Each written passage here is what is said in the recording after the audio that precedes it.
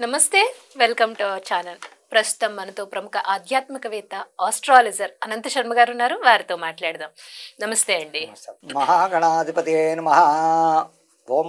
ఓం దక్షిణామూర్తయే నమః. చాలా మంది ఉద్యోగాలు కావాలన్నా, లేదు అంటే ధన సమస్యలు తగ్గాలన్నా, ముఖ్యంగా ఇల్లు సొంత గృహం కావాలని ప్రతి ఒక్కరికి ఆశ ఉంటుందండి. ఒక చిన్న ఇల్లు ఉండాలి, మాకంటూ సొంతంగా ఉండాలి అని. సో సొంత గృహం కోసం కూడా చాలా మంది, అలాగే పొలాలు అమ్ముడవ్వాలన్నా, లేదు స్థలాలు కొనుక్కోవాలన్నా, ఏది కావాలన్నా సప్త శనివార వ్రతం చేస్తారు చాలా మంది. ఆ సప్త శనివార వ్రతం 7 శనివారాల వ్రతం అంటారు. అది ఎలా చేయాలండి, ఆ రోజు పాటించాల్సిన విధి విధానాలు ఏంటి అనేది వివరించండి. అమ్మా, మీరు అడిగిన ప్రశ్న శనివారాల వ్రతం గురించి. ఈ భూములు ఇబ్బందులు ఉన్న వాళ్ళకి కానీ, భూములు అమ్మకం కాని వాళ్ళకి కానీ, ఇల్లు కొనాలనుకున్న వాళ్ళని ఏదో ఒక సంకల్పం మనసులో పెట్టుకుని ఆ శనివారాలు ఏం చెయ్యాలి అంటే, ధర్మశాస్త్రం శనివారం శ్రవణ నక్షత్రం వచ్చిన నాడు కానీ, అదే పుష్యమీ నక్షత్రం నాడు వచ్చిన శనివారంతో కూడా కానీ, అనురాధ నక్షత్రం శనివారంతో కూడుకొచ్చిన నాడు కానీ, ఉత్తరాభాద్ర నక్షత్రం శనివారంతో కూడా వచ్చిన నాడు కానీ, ఈ వ్రతాన్ని ఆచరించడం వల్ల 7 శనివారాల్లో అంతా ఇంకా రాలేదు తప్పని పరిస్థితి. ఖచ్చితంగా ఏదో శనివారాల్లో తగ్గుతుంది 7 వారాలు. ఈ శనికి అధిపతి వెంకటేశ్వర స్వామి కాబట్టి ఆయన్ని ఏ విధంగా ఆరాధించాలి అంటే, తెల్లవారుజామునే లేవడం, శుచిగా స్నానం చేయడం, చక్కగా ఉండడం, అన్ని ఏర్పాట్లు చేసుకోవడం, దేవుడి మందిరానికి కావాల్సినవన్నీ ముందు రోజు రాత్రి తెచ్చుకోవడం, వరిపిండి అంతకన్నా ముఖ్యమైనది దీపారాధనకి వరిపిండి, ఇవన్నీ ముందు రోజు రాత్రి అన్ని తెచ్చుకోవడం.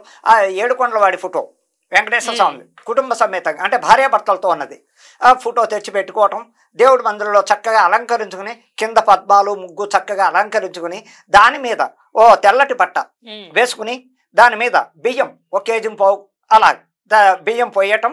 ఆ బియ్యం పోసినాక కలశ స్థాపించడం, కలశ చుట్టూరా చక్కటి పసుపు బొట్లు పెట్టి, కుంకుమ బొట్టు పెట్టి, అందులో మామిడి కొమ్మ కంపల్సరీ ఇన్ని నీళ్లు పోసి మామిడి కొమ్మ పెట్టి, దానిపైన కొబ్బరికాయ పెట్టి, అది కలశ స్థాపన రెడీ చేసుకుని మామూలుగానే పూజ చేయాలి సుమా. అది సాయంకాలం. ధర్మశాస్త్రం అంటే 7 శనివారాల వ్రతం సాయంకాలం చేయవలసిన వ్రతం. అలాగే ఉదయం నుంచి ఉపవాసం ఉండాలి కంపల్సరీ. పళ్ళు అవి తినచ్చు. ఈ రోజుల్లో ఎవరు ఉండలేకపోతాం, చిన్నవాళ్ళకి కూడా ఏదో ప్రాబ్లం వస్తుంది. పళ్ళు పూర్తిగా ఉపవాసం ఉండాలి. మధ్యాహ్నం నుంచి పళ్ళు తీసుకోవడం, సాయంకాలం దాకా ఓపి పట్ట. ఆ వచ్చే బ్రాహ్మడు చేత చేయించుకోవాల్సిన వ్రతం, సొంతంగా చేసుకోవాల్సిన వ్రతం కాదు ఇది. బ్రాహ్మడు వస్తాడు చక్కగా 6 గంటలకు రమ్మంటే 6 నుంచి 8 దాకా.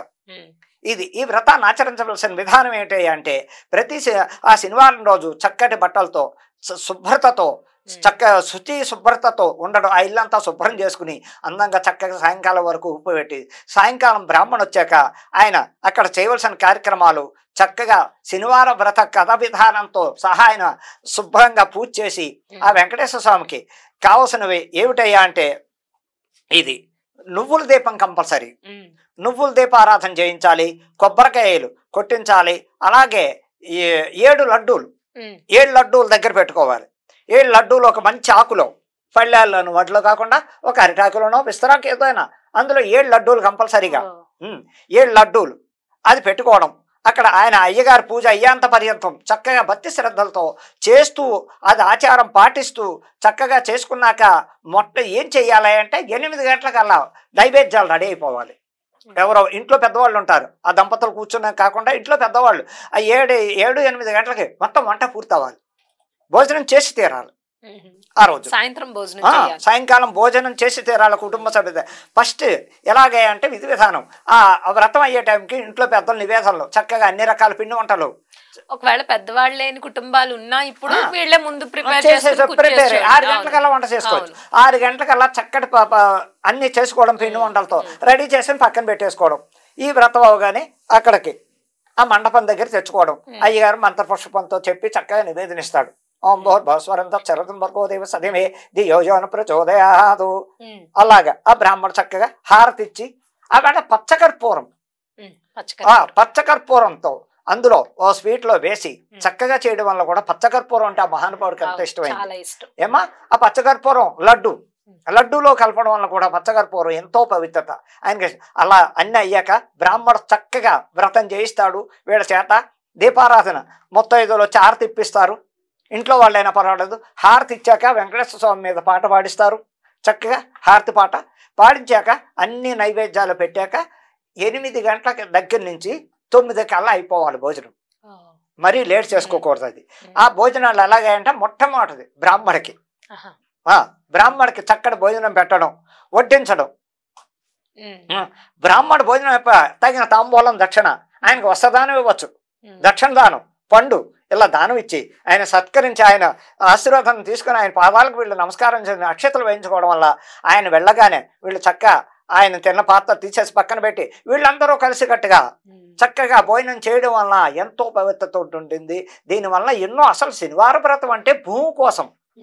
ఏమ్మా, భూమి ఇబ్బందుల్లో ఉన్న వాళ్ళు కానీ, ఇల్లు లేని వాళ్ళు కానీ, ఏ స్థలం లేని వాళ్ళు కానీ వీళ్ళకి చాలా ఫవర్ అయింది ఏంటి అంటే, ఇలాగే చెప్తున్నాను కదా, ఎక్కువగా శ్రవణ నక్షత్రం వస్తే ఇంకా అదృష్టం, అనురాధ నక్షత్రం వస్తే ఇంకా మంచిది, పుష్యమి నక్షత్రం వస్తే ఇంకా మంచిది. ఆ టైంలో శనేశ్వరుడికి వెంకటేశ్వర స్వామికి ఇష్టమైన నక్షత్రాలు, శని అధిపతి ఉన్నవాళ్ళు, శని అధిపతి నక్షత్రాలు. ఈ నక్షత్రాల టైంలో చేసుకోవడం వల్ల ఇంకా భగవంతుడు ఈ చేసుకున్న దంపతులకి కోరిన కోరికలు తప్పకుండా తీరుస్తూ ఉంటాడు. ఇంకా భూమి కొనాలని ఆశ పెట్టుకుని మనస్సంకల్పంతో చేయాలి. నాకు భూమి లేదు, లేదు, ఒకవేళ భూమి ఉంది, నాకు కొన్ని అప్పులు ఉన్నాయి తీర్చుకోవాలి, ఓ స్థలం అమ్ముదాం అనుకున్నాం, అది తీర్చి నాకు మామూలుగా రుణబాధలు లేకుండా, ఏ ఇబ్బందులు లేకుండా నన్ను సహకరించి చెయ్యస్వామని సంకల్పం మొదట్లోనే తలుచుకుని ఆ వ్రతాన్ని ఆచరించడం వల్ల ఎన్నో ఉపయోగాలు తప్పకుండా ఉంటాయి, ఉండి తీరుతాయి. అలాగే 7 శనివారాలు, 7 శనివారం, ప్రతి శనివారం కూడా ఇదే విధానంగా ఒకవేళ అడ్డొచ్చింది ఆడవాళ్ళకి, అడ్డొచ్చినా కూడా ఆ వారం ఆపేసేయడం, మళ్ళా వారం కౌంట్ చేయడమే కానీ అయ్యో మొదటి నుంచి రావాలా అనేది చేయకూడదు. 7 శనివారాలు చక్కగా మధ్యలో అడ్డొచ్చినప్పటికీ బ్రేక్ వచ్చినప్పటికీ ఏదో విధంగా రావచ్చు, ఏ కారణం చేత అది కంటిన్యూ చేస్తూ మళ్ళా శనివారం కంటిన్యూ చేస్తూ ఈ శనివారాల్లో చేయవలసిన మొట్టమొదటిది ఏంటంటే 7 కొండల వాడికి ఇష్టమైంది చక్కటి పరిష్కారం ఏంటయ్యా అంటే, ఆయనకి శనికి మొదటగా నువ్వుల నూనె దీపారాధన, నువ్వుల నూనె దీపారాధనక, అలాగే వరిపిండి శుభ్రంగా కుంది, ఇంత కుంది చేయాలి, ఇంత కుంది చేసి అందులో నేను నువ్వుల నూనె పోసి ఇంత ఒత్తి చక్కగా సాయంకాలం దాకా వెలిగేంత అఖండ దీపం పెట్టిన ఇంకా ఆశ్చర్యం లేదు. అఖండ దీపం పెట్టుకోతే వ్రతం అయ్యేంత పర్యంతం వాళ్ళు పగలు ఒక టైంకి ఆ నూనె వేస్తూ ఉండడం, రాత్రి వ్రతం అయ్యాక కొండెక్కినా తప్పు లేదు. అలా పాటించడం వల్ల దాని భూమి ఇబ్బందులు ఉన్న వాళ్ళకి, భూ వివాదాలు తగులు ఉన్న వాళ్ళకి తప్పకుండా సహకరిస్తాడు, సహకరించి తీరుతాడు. ఈ 7 శనివారాలు వ్రత కథ విధానం ఈ విధంగా వెళ్ళాలి.